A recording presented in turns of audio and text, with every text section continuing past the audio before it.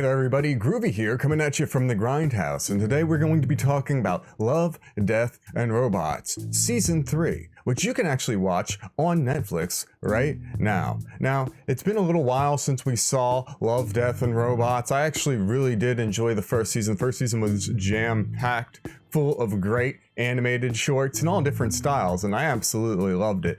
The second season, not so much. The episodes weren't as good in my opinion. And then also the episode count was cut in half or more. It was drastically reduced, which was a shame as well, because that means not only did we get some stories that were maybe less quality, but we got a lot less of them, like a lot less of them. But season 3 is back, and it's back with a vengeance apparently, and today we're just gonna do a quick breakdown of each episode and I will give you my thoughts on it. Alright, now 3 Robots Exit Strategies. This is the first sequel of sorts for Love, Death, and Robots, because none of the previous shorts have ever been connected in any way. None of the same characters, none of the same worlds, nothing. So this is the first one to actually have some kind of recurring characters, and we get to see the robots back in their post-apocalyptic world that they live in. And there's no real change in the robots' design, they're just going to different places and stuff like that. This short is filled with satire and stuff like that. It's kind of poking fun at some crazy kind of conservative doomsday prepper types of people that are afraid of the government, and it also kind of pokes fun at some of these tech billionaire people that seem like they're kind of above or maybe disconnected from the regular people that just kind of live on the world. And it does have some things to say about environmental caution and things like that, global warming, I guess you could say. It's not a bad episode, but again, it's not breaking new ground, so I would not consider this a top tier episode of the series. And there's considerably less cats this time around, and I personally find that just a little bit alarming, don't you? Moving on. Bad Traveling is directed by David Fincher, and I have to say this is definitely one of my favorite shorts from this season. I consider this one to be top tier.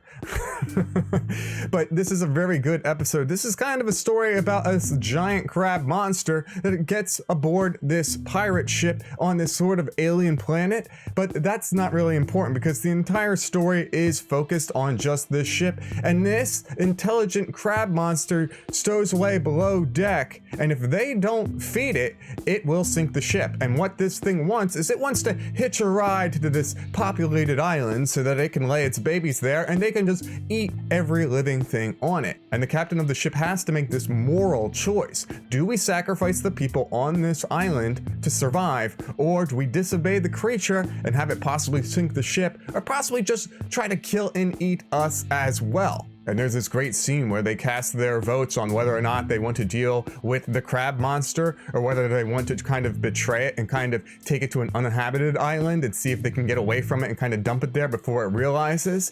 And then the ship captain at the end of the episode, after slowly being betrayed by more and more members of the crew, tells the last person, "I know you guys all voted to sacrifice those people on the island. I'm the one who counted the votes." It was such a great kind of story.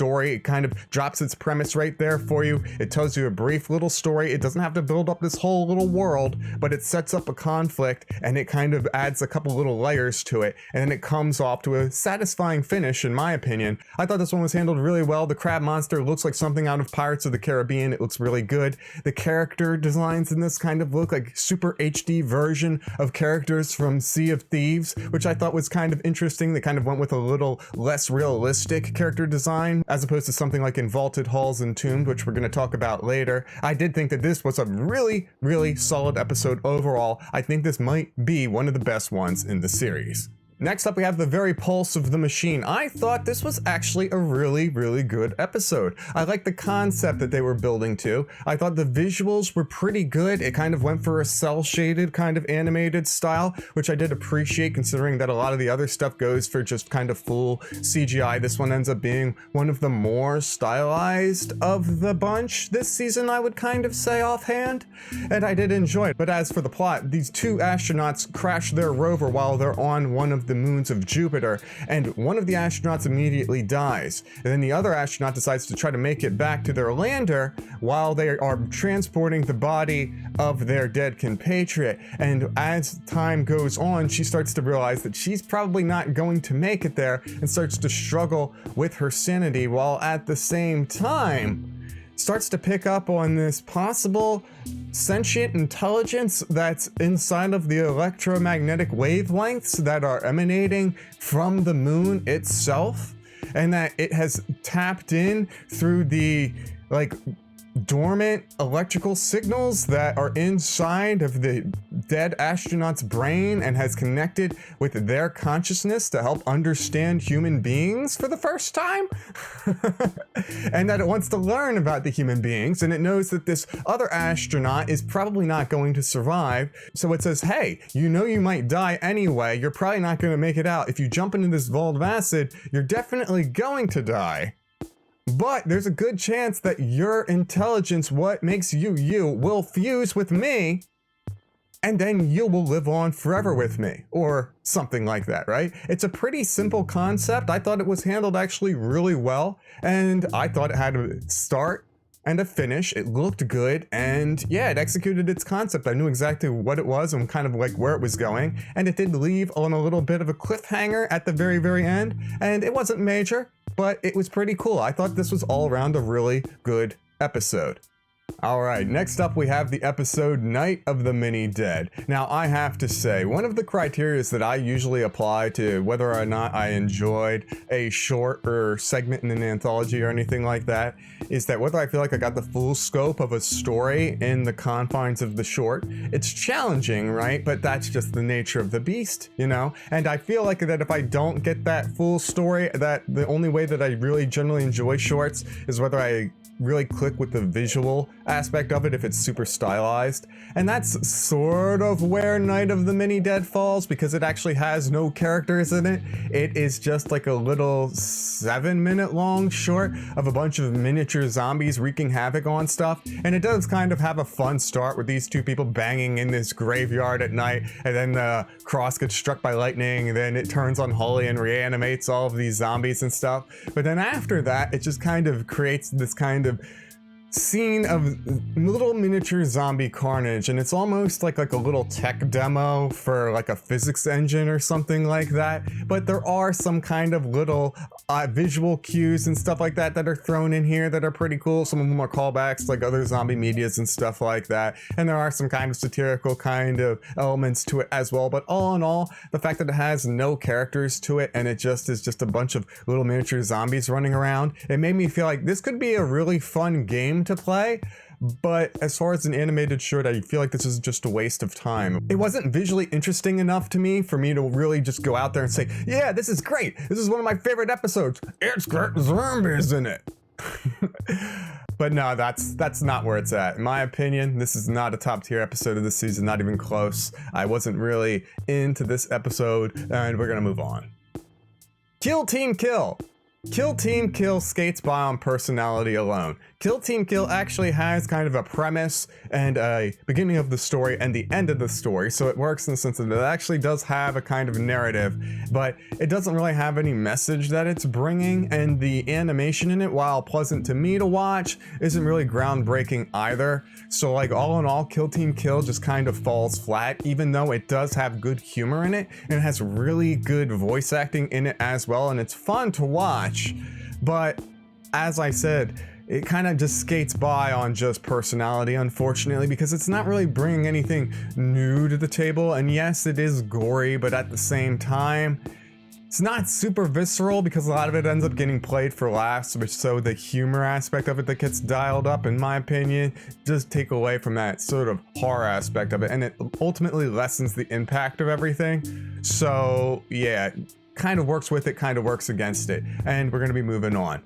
Swarm! Let's talk about Swarm for a minute. Swarm I thought was alright, but it was definitely flawed in a couple of ways. Visually, it looked really good. It was semi-stylized, really slightly kind of stylized, but ultimately realistic human characters. And I thought they looked good. There was a lot of characters flying around in zero-G and stuff. And I thought all in all that looked good. There was a bunch of different kind of creature designs in this episode as well. All these different kind of space bugs that are part of this kind of sentient hive connected with like a hive mind or run by this hive mind of sorts that's out in space, and this one scientist is studying it, and this other scientist wants to come because he has this idea of, hey, maybe if we fuck around with its genetics, we can exploit it for the benefit of the human race.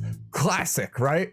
Anyway, that's definitely not going to end poorly. This basic premise is, yes, there is this colony of space bugs that is super well organized, and we're going to study it and exploit it. And it's like, okay, so we get this kind of element from aliens, the fact that it's sentient space bugs, and that there's this kind of hive queen, and that they're going to infect its pheromones and stuff like that and create genetically altered versions of it to use as worker drones.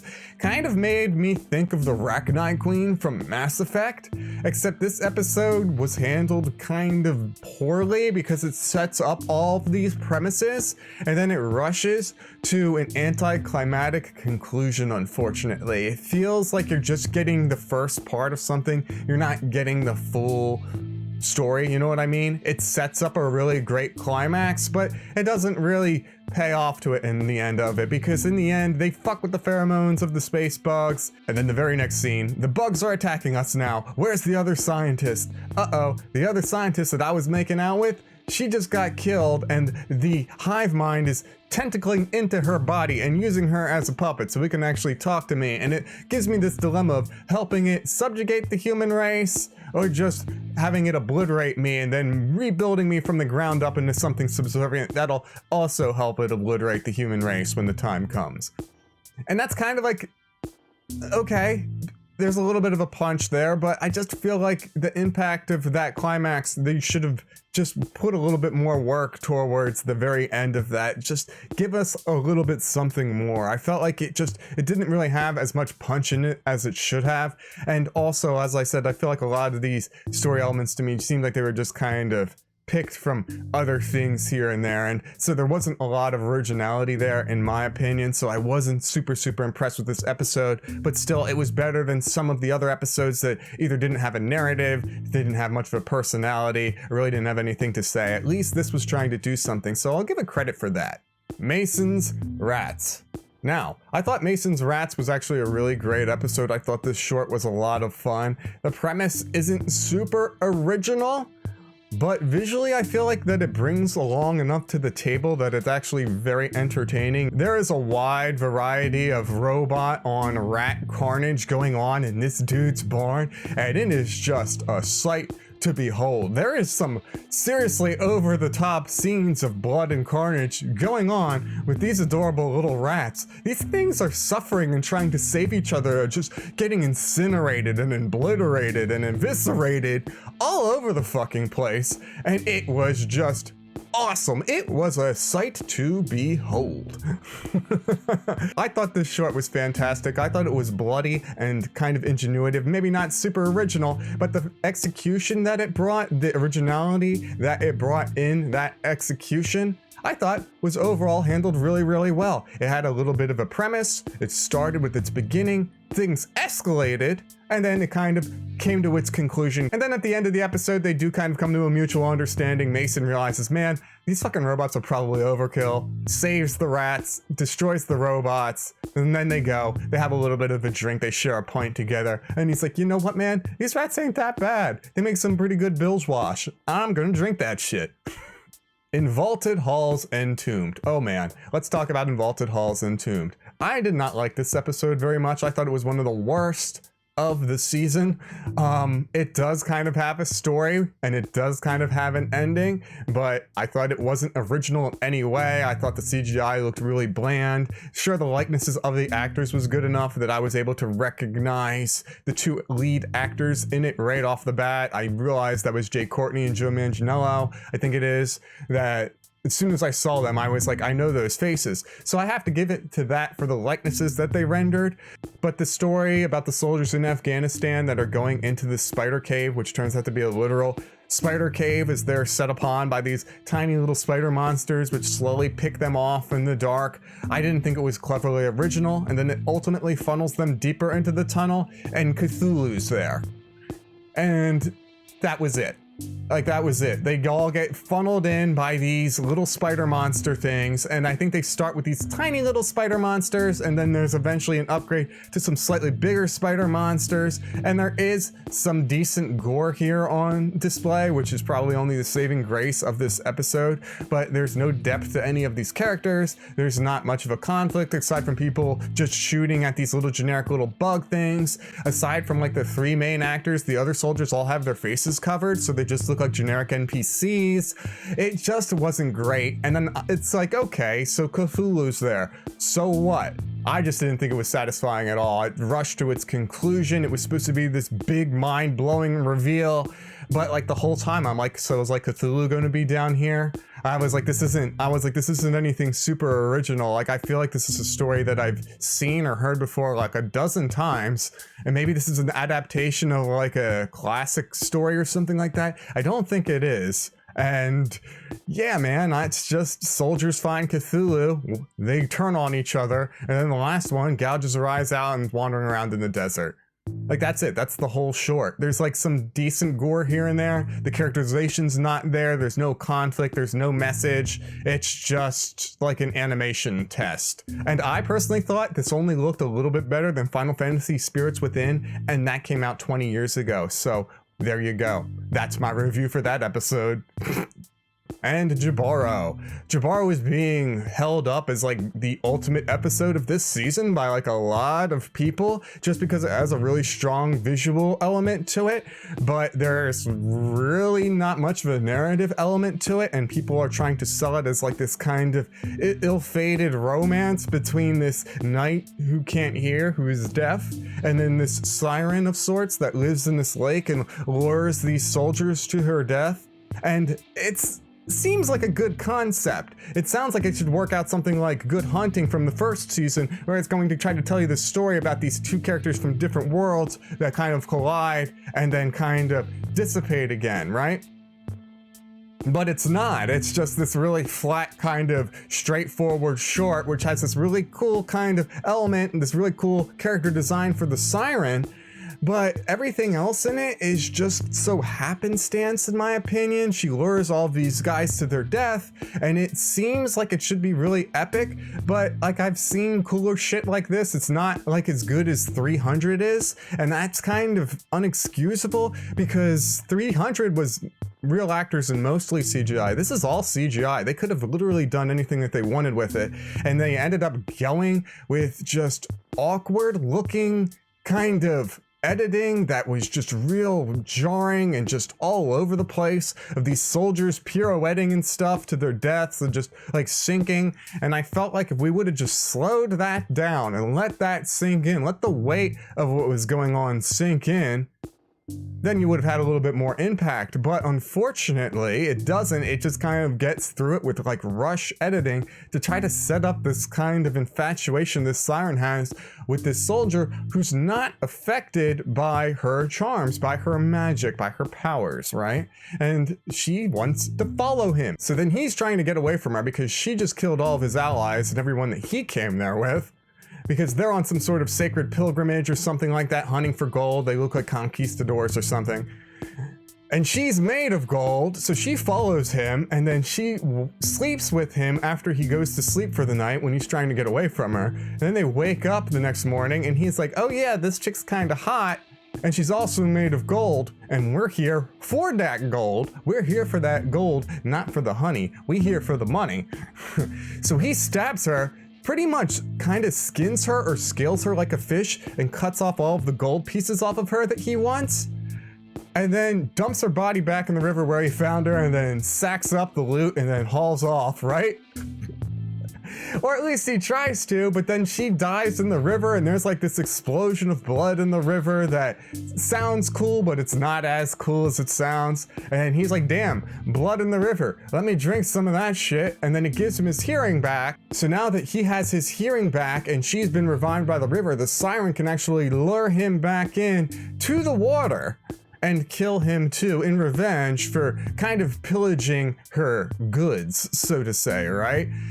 And I have to say, it's like I get the message of this story. It's pretty straightforward. It's kind of like an allegory for conquering invaders and the whole conquistador kind of situation, stuff like that, back in the ancient exploration era of the world.